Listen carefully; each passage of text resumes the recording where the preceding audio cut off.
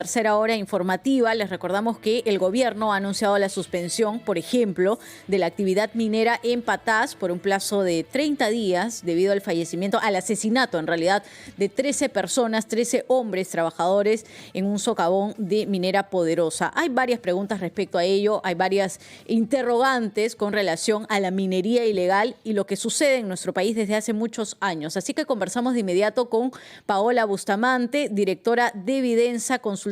Paola, bienvenida, muy buenos días. ¿Cómo está? Muy buenos días, gracias por la invitación. A ti, por tu tiempo. Esta suspensión de la actividad minera en Patás por 30 días, que es una de las medidas que anunció ayer por la tarde la presidenta Dina Boluarte y que además nos lleva a pensar en que en los últimos 3 años hay 39 personas que han fallecido debido a los enfrentamientos en socavones y los problemas además mineros. ¿Ayuda esta medida a, digamos, recabar un poco el orden en Patás o complicaría también la economía y la circulación de la minería en general legal de nuestro país?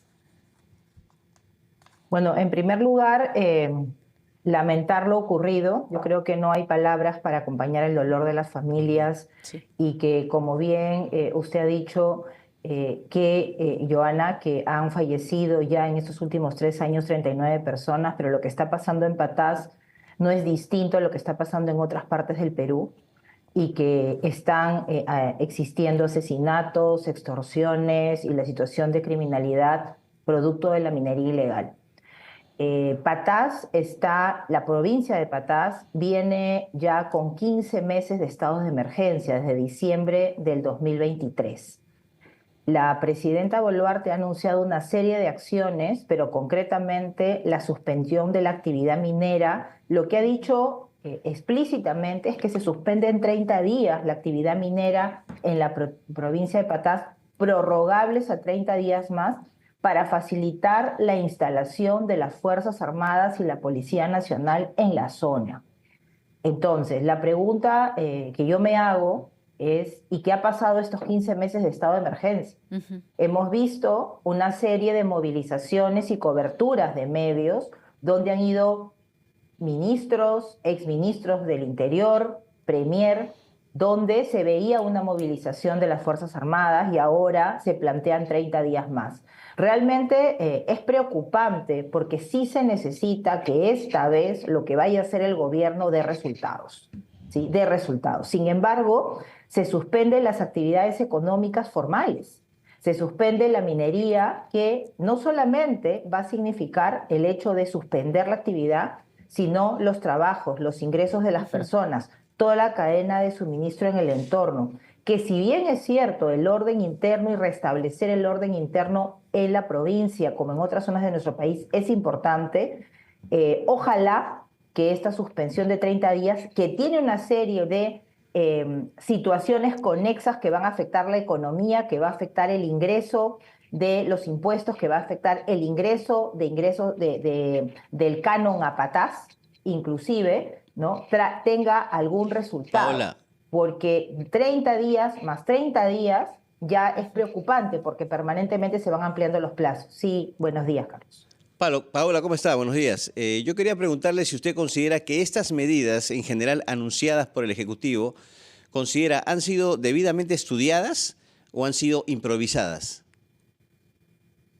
A ver, hay 2 temas, ¿sí?, que me preocupan en la medida que, uno, esta de suspensión de la actividad minera, y otras 2 que están vinculadas. Uno, por ejemplo, la presidenta ha puesto el ejemplo, y ustedes lo han mencionado a inicios del cierre de la edición de la rotativa del aire, minutos antes de las 7 de la mañana, donde efectivamente, y lo decía, me parece que el comandante de la policía, que ingresan y el reinfo es el salvoconducto para que se defienda. Yo creo que una medida acertada es que por fin van a excluir a los reinfos suspendidos. No olvidemos que en el año 2021 se dio una norma creando esta figura de la suspensión y por lo tanto todos aquellos que no cumplían se les ampliaba el plazo bajo la suspensión. Ayer se ha dado un número, son 761 reinfos suspendidos que van a ser excluidos. Creo que esa es una medida acertada. Ya. Sin embargo, también se cuestiona y la presidenta ha pedido que no subcontraten las concesiones, ¿sí? Exacto. Es decir, que las empresas no subcontraten a los mineros artesanales o a los mineros informales en proceso de formalización.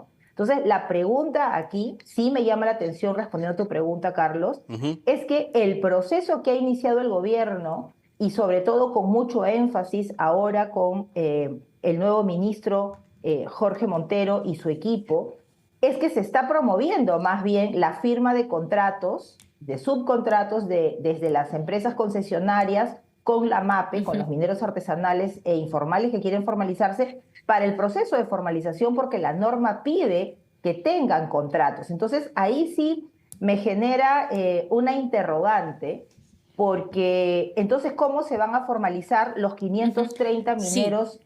o la MAPE activa que estaría pendiente de formalizar? Creo que ahí o el mensaje no está muy claro o no queda claro cómo va a continuar el proceso de formalización que está liderando ya ahora el Ministerio de Energía y Minas.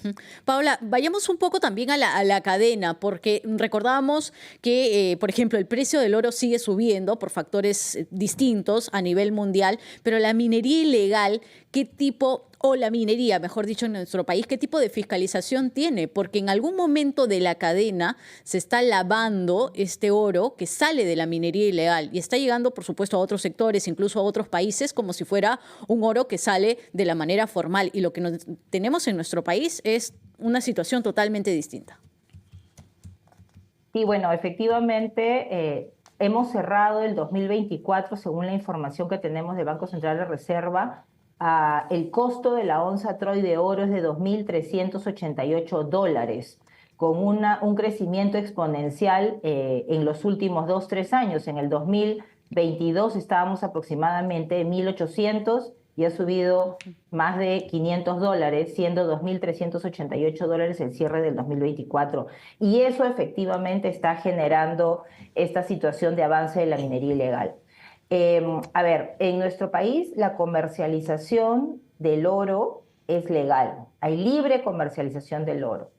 Entonces, actualmente yo creo que hay un primer tema y es que lo conversábamos con personas que se dedican a la joyería en oro, por ejemplo, ¿sí? ¿Cuánto del oro que se compra para las joyerías es oro legal y oro formal? Claro, la Teniendo en cuenta fiscalización. la fiscalización que tú mencionabas, ¿no? No hay trazabilidad.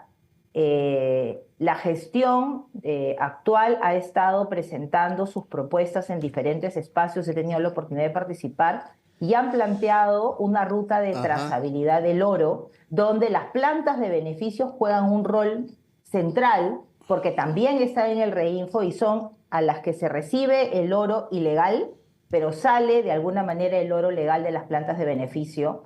Pero la pregunta que he hecho innumerables veces es que si este sistema de trazabilidad que el Ministerio de Energía y Minas está proponiendo realmente está siendo una prioridad del gobierno, realmente se le está dando recursos necesarios para crear esa trazabilidad que permita la fiscalización que ustedes han planteado, porque de lo contrario va a ser muy difícil cambiar esta situación.